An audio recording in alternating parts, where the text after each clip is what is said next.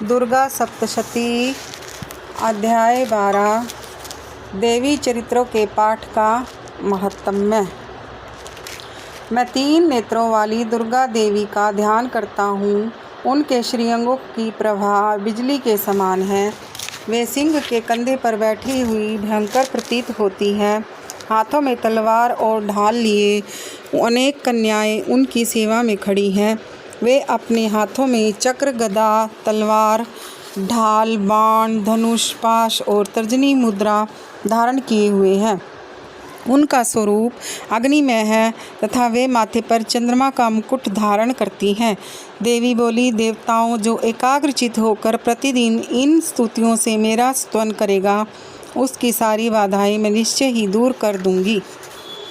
जो मधुकैटभ का नाश, महिषासुर का वध तथा शुंभ निशुंभ के संहार के प्रसंग का पाठ करेंगे तथा अष्टमी, चतुर्दशी और नवमी को भी जो एकाग्रचित हो भक्तिपूर्वक मेरे उत्तम महात्म्य का श्रवण करेंगे, उन्हें कोई पाप नहीं छू सकेगा।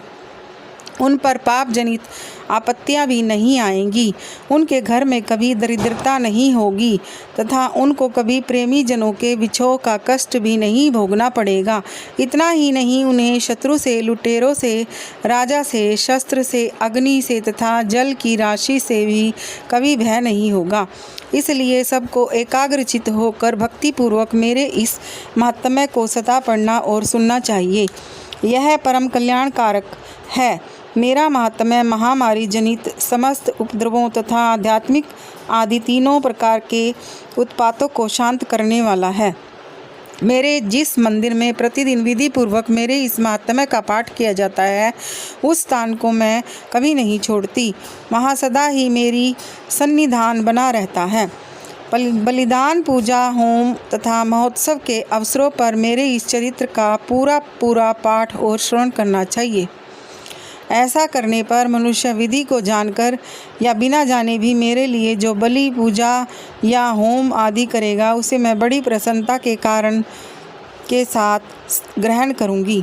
शरत काल में जो वार्षिक महापूजा की जाती है, उस अवसर पर जो मेरे इस महात्म्य को भक्तिपूर्वक सुनेगा, वह मनुष्य मेरे प्रसाद से सब बाधाओं से मुक्त तथा धन, धान्य एवं पुत्र से संपन्न होगा। इसमें तनिक भी संदेह नहीं है। मेरे इस महात्म्य, मेरे प्रादुर्भाव की सुंदर कथाएं तथा युद्ध में किए हुए मेरे पराक्रम सुनने से मनुष्य निर्भय हो जाता है। मेरे महात्म्य का श्रवण करने वाले पुरुषों के शत्रु नष्ट हो जाते हैं, उन्हें कल्याण की प्राप्ति होती है तथा उनका कुल आनंदित रहता है। सर्वत्र शांति, कर्म में बुरे स्वप्न दिखाई देने पर तथा ग्रह जनित भयंकर पीड़ा उपस्थित होने पर मेरा महात्म्य श्रवण करना चाहिए। इससे सब विघ्न तथा भयंकर ग्रह पीड़ाएं शांत हो जाती हैं और मनुष्यों द्वारा देखा हुआ दुःस्वप्न शुभ स्वप्न में परिवर्तित हो जाता है। बाल ग्रहों से आक्रांत हुए बालकों के लिए यह महात्म्य शांति कारक है तथा मनुष्यों के संगठन में फूट होने पर यह अच्छी प्रकार मित्रता करने वाला होता है। यह महात्म्य समस्त दुराचारियों के बल का नाश करने वाला है। इसके पाठ मात्र से राक्षसों, भूतों और पिशाचों का नाश हो जाता है। मेरा यह सब महात्म्य मेरे सामीप्य की प्राप्ति करने वाला है। पशु, पुष्प, अर्घ्य, धूप, दीप, गंध आदि उत्तम सामग्रियों द्वारा पूजन करने से, ब्राह्मणों को भोजन कराने से, होम करने से, प्रतिदिन अभिषेक करने से, नाना प्रकार के अन्य भोगों का अर्पण करने से तथा दान देने आदि से 1 वर्ष तक जो मेरी आराधना की जाती है और उससे मुझे जितनी प्रसन्नता होती है, उतनी प्रसन्नता मेरे इस उत्तम चरित्र का एक बार श्रवण करने मात्र से हो जाती है। यह महात्म्य श्रवण करने पर पापों को हर लेता और आरोग्य प्रदान कर लेता है। मेरे प्रादुर्भाव का कीर्तन समस्त भूतों से रक्षा करता है तथा मेरा युद्ध विषयक चरित्र दुष्ट दैत्यों का संहार करने वाला है। इसके श्रवण करने पर मनुष्यों को शत्रु का भय नहीं रहता। देवताओं, तुमने और ब्रह्म ऋषियों ने जो मेरी स्तुतियाँ की हैं तथा ब्रह्मा जी ने जो स्तुतियाँ की हैं, वे सभी कल्याणमयी बुद्धि प्रदान करती हैं।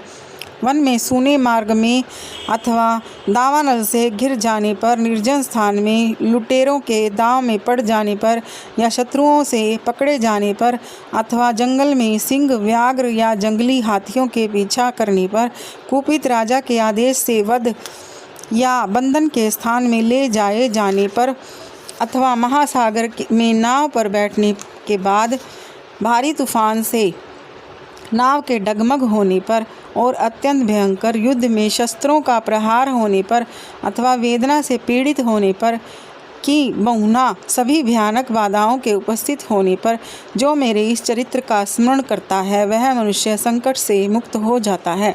मेरे प्रभाव से सिंह आदि हिंसक जंतु नष्ट हो जाते हैं तथा लुटेरे और शत्रु भी मेरे चरित्र का स्मरण करने वाले पुरुष से दूर भागते हैं। ऋषि कहते हैं, यों कहकर प्रचंड पराक्रम वाली भगवती चंडिका सब देवताओं के देखते देखते वहीं अंतर ध्यान हो गई। फिर समस्त देवता भी शत्रुओं के मारे जाने से निर्भय हो पहले की ही भांति यज्ञ भाग का उपभोग करते हुए अपने अपने अधिकार का पालन करने लगे। संसार का विध्वंस करने वाला महाभयंकर अतुल पराक्रमी देव शत्रु शुंभ तथा महाबली निशुंभ के युद्ध में देवी द्वारा मारे जाने पर शेष दैत्य पाताल लोक में चले आए। राजन, इस प्रकार भगवती अंबिका देवी नित्य होती हुई भी पुनः पुनः प्रकट होकर जगत की रक्षा करती है। वे ही इस विश्व को मोहित करती हैं, वे ही जगत को जन्म देती तथा वे ही प्रार्थना करने पर संतुष्ट हो विज्ञान एवं समृद्धि प्रदान करती हैं। राजन, महाप्रलय के समय महामारी का स्वरूप धारण करने वाली वे महाकाली ही इस समस्त ब्रह्मांड में व्याप्त हैं। वे ही समय समय पर महामारी होती और वे ही स्वयं अजन्मा होती हुई भी सृष्टि के रूप में प्रकट होती हैं। वे सनातनी देवी ही समयानुसार संपूर्ण भूतों की रक्षा करती है। मनुष्यों के अभ्युदय के समय वे ही घर में लक्ष्मी के रूप में स्थित होती हैं, उन्नति प्रदान करती हैं, और वे ही अभाव के समय दरिद्रता बनकर विनाश का कारण होती हैं। पुष्प, धूप और गंध आदि से पूजन करके उनकी स्तुति करने से वह पुत्र, धार्मिक बुद्धि तथा उत्तम गति प्रदान करती है। इस प्रकार श्री मार्कंडेय पुराण में सावर्णिक मनवंतर की कथा के अंतर्गत देवी महात्म्य में फलस्तुति नामक 12वां अध्याय पूरा हुआ। जय माता की।